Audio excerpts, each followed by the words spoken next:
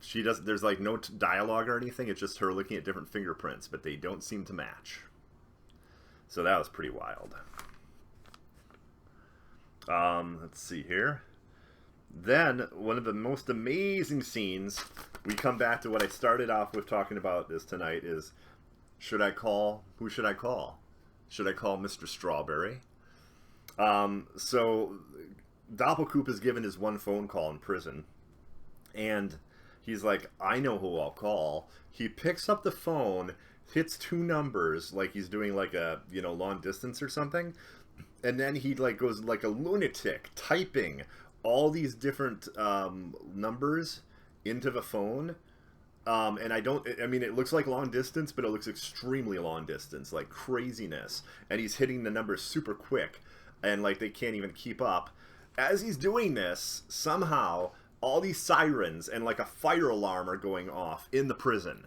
It makes absolutely no sense. It's really great, but it's like he caused that, and they've never brought up the causality of the Black Lodge and people from it controlling electricity. We know it's connected, but we don't know how much they can control it or what exactly happened. So what happens is then he's able to make a message on the phone, and he says, the cow jumped over the moon. That's his message. The cow jumped over the moon, which is obviously some sort of spy thing, but David Lynch wanted something that sounded goofy. Now we cut to that same place that looked like a crawl space right from the beginning of this episode, where that woman sent a message on her BlackBerry. It says, this is where it gets insane, and now we look into a very, very challenging thing about this Twin Peaks. If you've seen Twin Peaks Fire Walk with Me, and now you have to see the missing pieces, because you would not know where this is or what this connects to if you didn't see the missing pieces. So they must have to have flashbacks in the next episode or the episode after or something like that, because you find out this crawl space where that message was sent by BlackBerry and where Doppelkoop called on the phone is Buenos Aires, Argentina. And in the missing pieces, and not in Twin Peaks Fire Walk with Me, you find out Agent Philip Jeffries was in Argentina. That's the last place he was seen. So, Doppelkoop said he was working with Jeffries, which seemed suspect, but now it seems probable. And it's weird because it could be that it's the doppelganger of Jeffries, and he's not good. That's all I can think at this moment.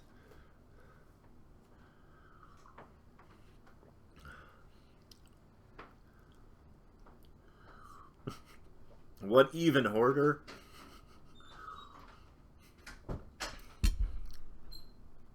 So, that's interesting. And now I'm wondering if there's footage of David Bowie, or they're going to take the footage from Fire Walk with Me and the missing pieces and incorporate those into the show. Because unfortunately, David died in January of 2016. So we don't know if David Bowie could even be in the show. We don't know when it was, if David had the foresight to film with him early on, or because almost no one knew that David had cancer except his immediate family. So I don't know. I'm still trying to figure out how this is all going to work together, but it does seem that Agent Philip Jeffries is connected because we have Buenos Aires, Argentina in the picture. So that's pretty interesting to me. We did not find out yet who Albert and Philip Jeffries want to meet and talk and show Cooper to yet. So, or Doppelkoop. We don't know who that is yet. So my theory is still that it's going to be either Sarah Palmer, who is the strongest candidate to me, or Diane, and then real slim chance, real slim, Annie Blackburn. But as far as we know, she's a victim of Bob.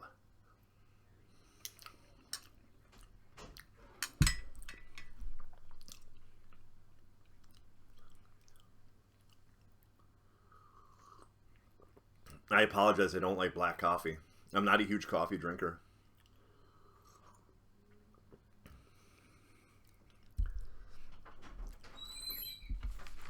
Well, for me, when I'm watching a show, I'm trying to enjoy it and not be completely analytical. So I'm finding out, like, little funny jokes or references and then tying those into events that occur in the episode. So that's how I do it. I got blueberry on my mustache. That should be the quote of the night. I got blueberry on my mustache. But yeah, meeting Richard Horn was very memorable. Not a nice guy. worse than his grandfather. Again, if I'm guessing it's Audrey's son, I don't know. If you watch the credits, it's Richard Horn. So yeah, that was a hell of a scene. I had tacos for lunch, actually. Actually, no, my apologies. I usually go there for tacos. No, today was a shrimp burrito. That's something I do very rarely there. But no, Xbox Live Mike and I go to this awesome taco place like every week. It's almost always that I have a shrimp taco and a chicken taco. Today was a little different. Audrey's awesome. She has not shown up yet, but we did find out that Shelley's daughter is played by Amanda Seyfried, and that was Becky Burnett. So, does anyone have any questions at all? Anything to add or any questions? I'm trying to think if I forgot anything. That's what I'm trying to remember. Ooh, another really good song, and it's from David Lynch's son, Riley. It's really good. It's this dark, heavy jazz track, and it reminds me a lot of stuff from Angelo Badalamenti. It's really good. Instrumental. And then there's one or two other songs in this soundtrack that we get to hear that were really damn good. So this soundtrack's going to be great. Oh, I love Twin Peaks.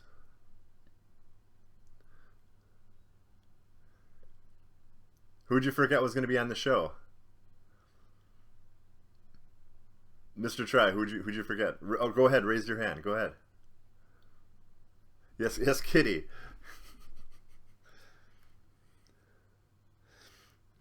I did not watch that, but stepping away from Twin Peaks for just a moment, how crazy is it that there's a show called Young Sheldon coming out on CBS? And it's not a sitcom. Like, there's no laugh track. It's single camera. It looks like it's shot on film.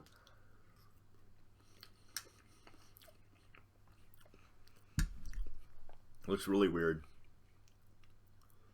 Oh, I love Amanda Seyfried. I think she's awesome. I really like her a lot.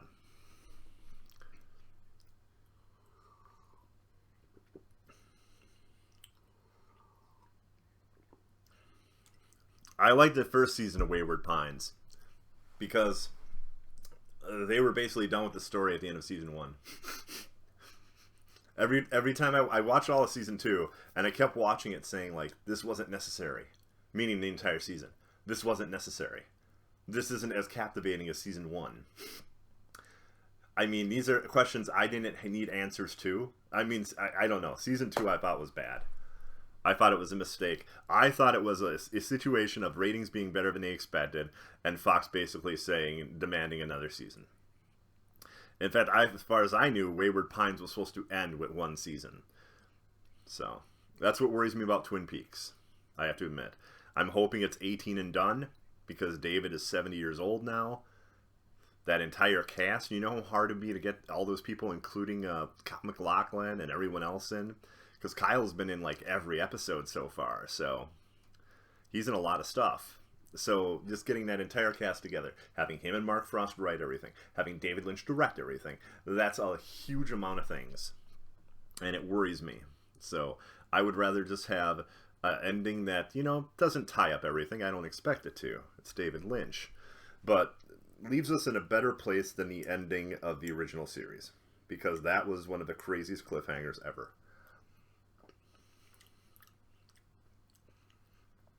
Yeah, Wayward Pines was only 2 seasons. Season 2 almost tanked when it came to ratings. Because, again, no one really cared anymore. Season 1 happened.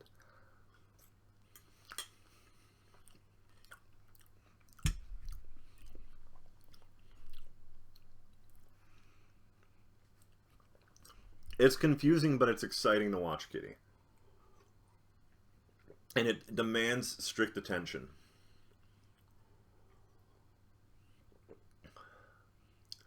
The guy that found Laura, no, he's unfortunately passed away. If you're talking about Pete Martell, she's dead. Wrapped in plastic. He unfortunately passed away a while back. I want to say, God, 10 or 15 years ago?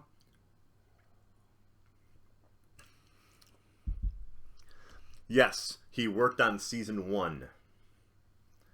M. Night Shyamalan, as far as I know, only worked on season 1.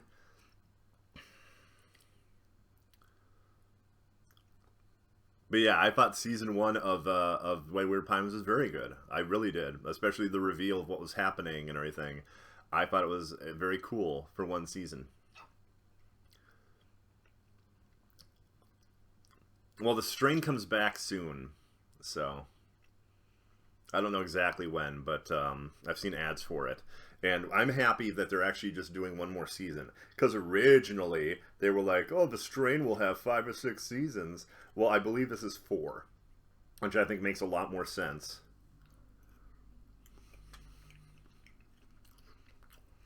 No, Dolph Lundgren is not in it. It's funny you say that, though, because Dolph Lundgren was in Arrow this season. He had a main role in Arrow. Which, if you haven't seen it, is a show about the Green Arrow on the CW. But I'm pretty sure if I say Arrow, people know what that is. Flash is still a better show. Quite a bit better. Well, Kitty, it's utterly insane. And, I mean, do you really want to know that?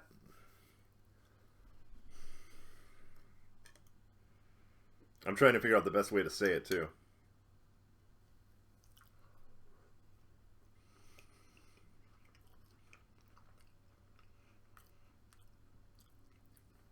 Mr. Try is a great show, I swear to you. Flash is really good. Actually, I like the pilot a lot, but the episode after the pilot's even better.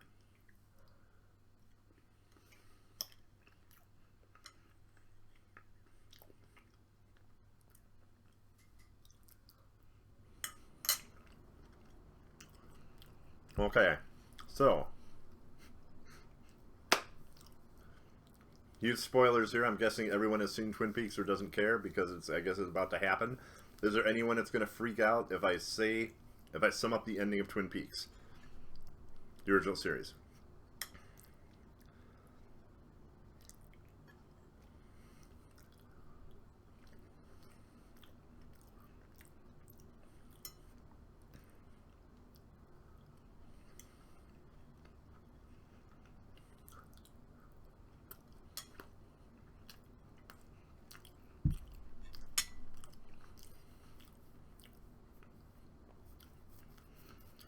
I just want to make sure before I get into it,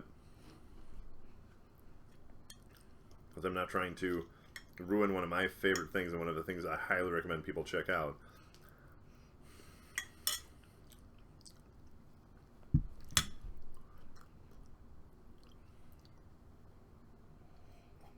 I kind of want to see Wonder Woman on Tuesday, actually. By the way, if you want to see Wonder Woman and your theaters have a discount on like Tuesdays or something, you need to pre-order your tickets tonight. Tonight. Most of the theater showings are already completely sold out for Tuesday, where I live. Wonder Woman is... It's like a license to print money right now. Sorry about that. That's the difficulty of having a beard or mustache and you're eating a pie. A piece of pie. I heard it's very good.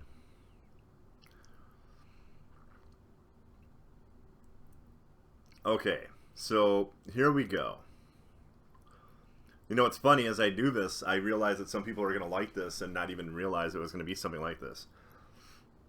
Okay, so there is a place called the Black Lodge. Okay? The Black Lodge. And there is a demon that we aren't quite sure if lives there or works for people inside this Black Lodge. and he takes their pain and sorrow, and he goes out and he does terrible things.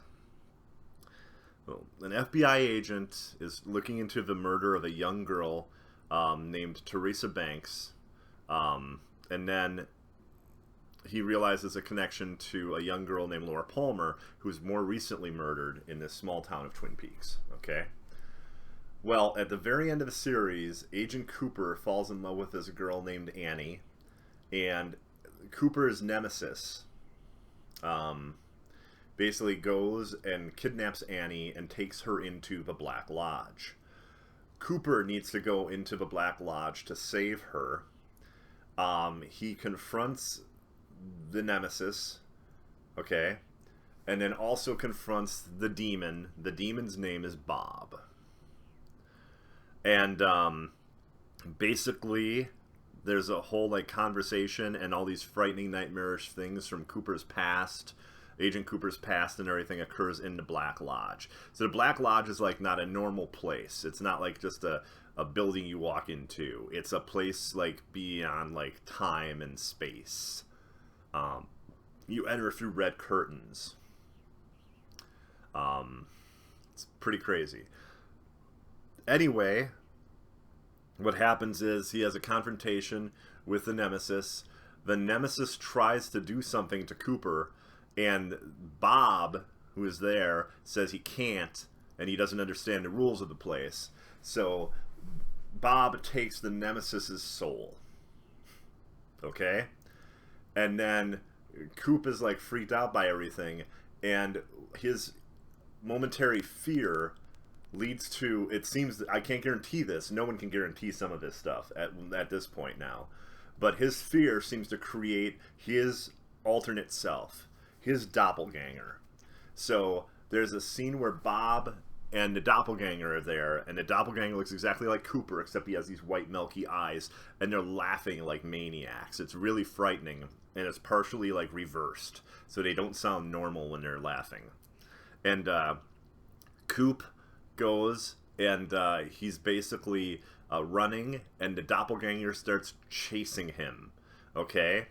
And Annie is already like, I'm trying to think, did she just appear there? That part's a little confusing. But so he's chased by the doppelganger, and then we cut away, and the red curtains open in the woods. Okay? Just floating there. And Coop, like, there's a light, a flash of light, and then Coop and Annie are there. Okay? So it all looks normal, like Cooper's there, and everything's fine. And then Annie's there. So they take Cooper, who's like, you know, in rough shape and basically like was unconscious, back to his hotel. Okay? And then like they tell him, he's asked like, how's Annie? Which is his girlfriend. And they're like, oh, she's, you know, she's fine or whatever. So he goes, I've got to brush my teeth. So then Agent Cooper goes into the bathroom, okay?